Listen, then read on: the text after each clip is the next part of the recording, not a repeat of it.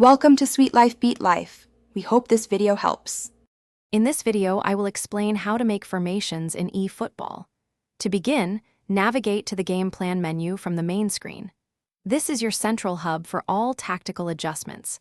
Once inside, you'll see your current team setup. We'll explore how to modify this to better suit your play style and give you an edge in matches. It's a straightforward process that offers significant strategic depth. Next, let's choose a base formation.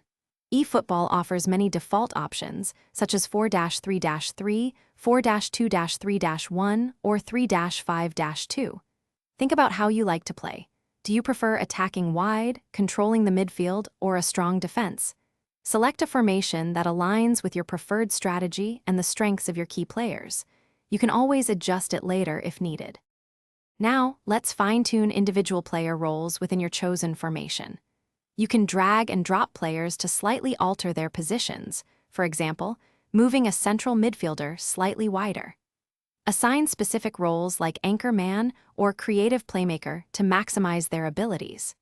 Ensuring players are in their preferred positions and roles significantly boosts team chemistry and overall performance on the pitch. Finally, dive into advanced tactical settings.